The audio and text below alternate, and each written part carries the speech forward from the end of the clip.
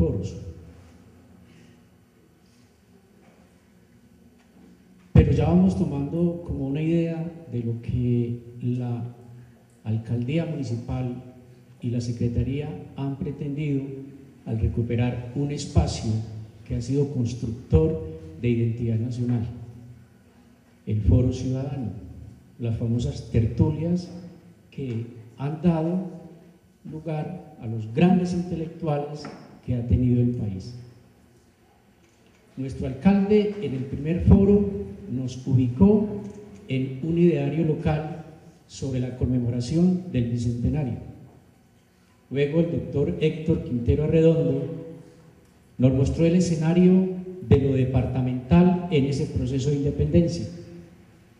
En el tercer foro, el doctor Juan Luis Mejía nos llevó al mundo que hizo posible el que las ideas de la Ilustración concibieran en el hombre la necesidad de esa independencia. Y hoy yo quiero agradecer a la diócesis, a Monseñor Darío Gómez Zuluaga y muy particularmente al presbítero John Jairo Olaya, porque realmente nos ha entregado una visión de la Iglesia respecto al tema que nos ha convocado. Particularmente, Padre John Jairo, creo que ha sido la mejor ubicación que se ha logrado para que los colombianos entendamos cuál fue el verdadero origen de esa idea emancipadora que se dio en América.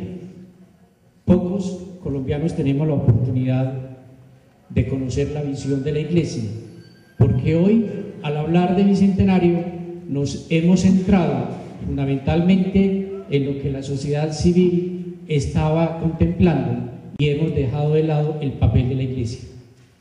Por eso la Secretaría de Educación quiso el que la Iglesia hiciera parte de este proceso, que nos dieran a conocer cuál es su pensamiento. Pero Padre John Jairo, quedamos en deuda y quiero que usted se comprometa con Río Negro y se comprometa con nosotros.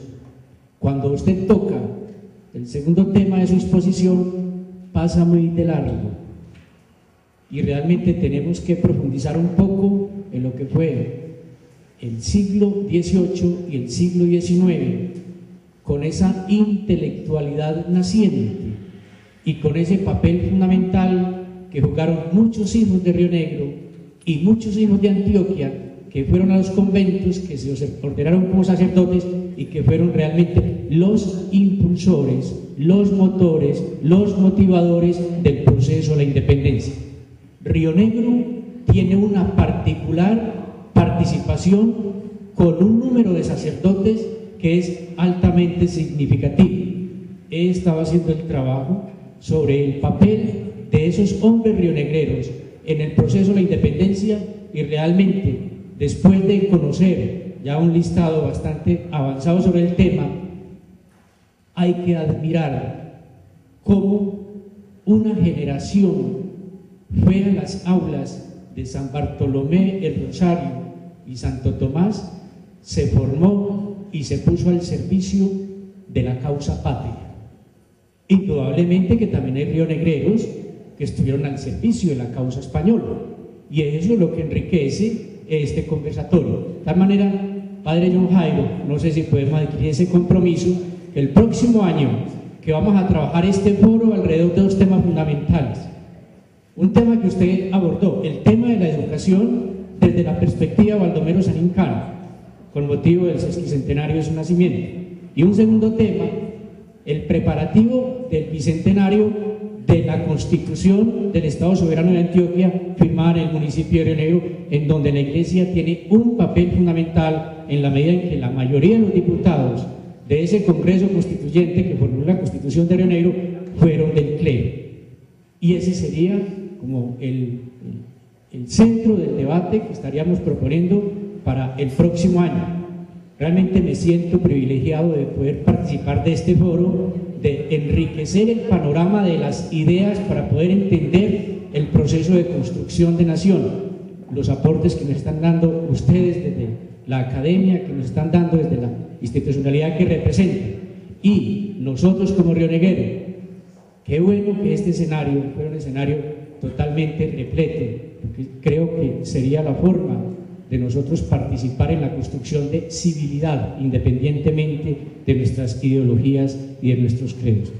En nombre de la Secretaría de Educación, padre John Jairo, muchísimas gracias, de nuestro alcalde, y esperamos que estos vínculos que se van estableciendo en este conversatorio ciudadano ayuden a que la institucionalidad cada día se fortalezca más para bien de Río Negro, de Antioquia y de Colombia.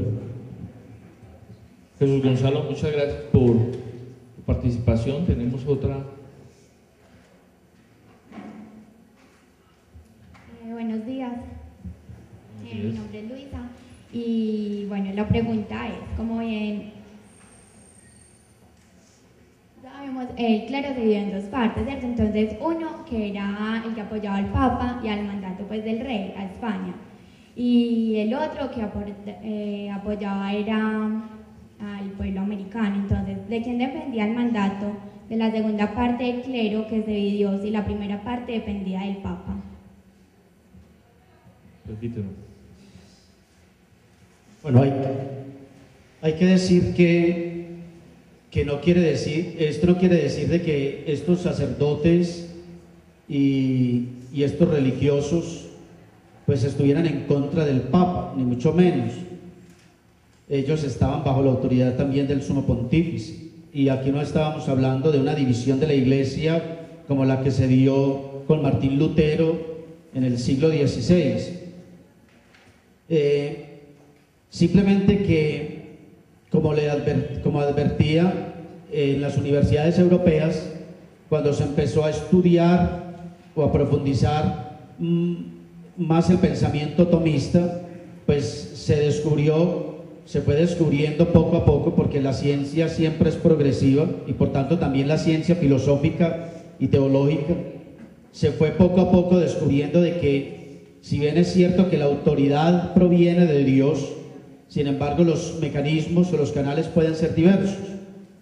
Y entonces la diferencia es que, mientras que el Papa y los obispos sostenían que la autoridad venía de Dios de manera directa sobre el rey y el Papa y los obispos, en las universidades europeas, sobre todo en la Universidad de Salamanca, y de manera muy particular Roberto Bellarmino, va a demostrar de que la autoridad de Dios viene también a través del pueblo.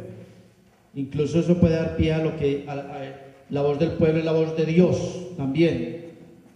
Y entonces se fue fraguando esta idea de que toda autoridad viene de Dios, pero puede venir por partes distintas. Entonces acá la autoridad viene de Dios a través del pueblo, y estas ideas se fueron poco a poco desarrollando en las universidades, y a través de las universidades se fueron de alguna manera extendiendo por otras partes hasta llegar a nuestros pueblos, sobre todo a los criollos, y ellos fueron asumiendo estas ideas, y esto fue consolidando pues toda esta mentalidad de alguna manera de independencia del Estado español. Muy bien. Buenos días. Padre, hay una dinámica dentro de la participación eclesial en la América Latina que dejó evidencia además con la vida de personas, Rosa de Lima, Pedro Claver, Martín de Porres, y que se hicieron fuertes o santos en esa misión por lo que era el cumplimiento de ese mandato evangélico.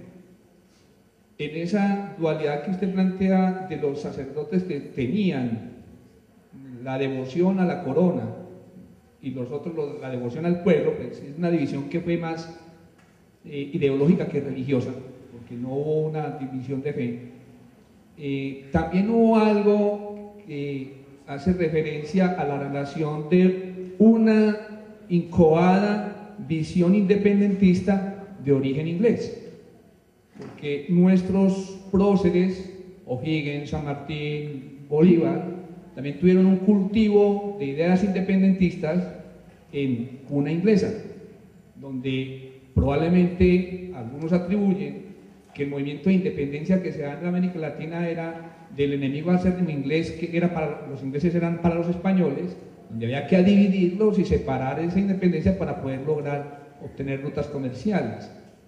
Y esa cuna inglesa hace referencia a un gran tutor que tuvieron todos estos próceres nuestros en un principio en esa cuna inglesa de lo que es la gran casa amazona que tenía la cultura europea.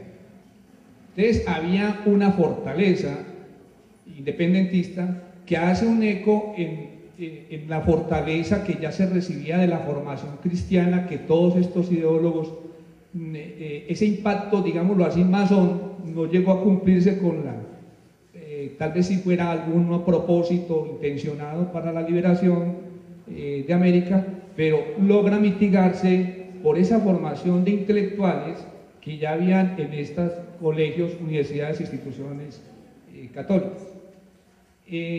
La cultura occidental tiene tres pilares fuertes: la filosofía clásica, el derecho romano y la doctrina judeocristiana. Y parte de lo que es el gran valor de los americanos, los latinos,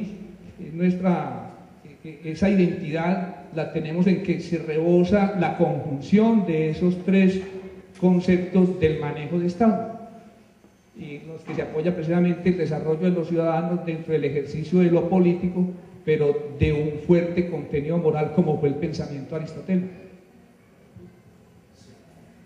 Bien, hay que decir, pues, excelente el aporte, que en todo proceso histórico, sea el que sea uno el más simple, intervienen muchos factores, muchísimos factores. Y en el proceso de la independencia, pues, intervinieron muchísimos factores. Hoy hemos expuesto solamente uno de ellos, que es el factor religioso, el papel de la Iglesia, cómo contribuyó la Iglesia para que estas ideas se fueran de alguna manera expandiendo y fortaleciendo más hasta lograr el objetivo que era la independencia. En todo esto también influyó mucho lo que ya expusieron tal vez en ese foro que yo no tuve la oportunidad de estar, las ideas de la Ilustración, que fueron fundamentales. Y recordemos que todo el movimiento de la Ilustración está de alguna manera también influenciado por movimientos masónicos en algunos sectores. De tal manera que en esto hay que decir, como afirmé hace un momento, que son muchos los factores que intervienen, y acá no podemos decir de que el papel de la independencia fue solamente o que la Iglesia fue únicamente, no. La Iglesia intervino de manera directa y aportó y jugó un papel fundamental, pero esto no quiere decir de que otros movimientos, otros pensamientos hubieran también tenido una influencia. Es interesante mirar de cómo, por ejemplo, miremos cómo en América Latina el papel fundamental fue católico, mientras que en los países nórdicos son protestantes.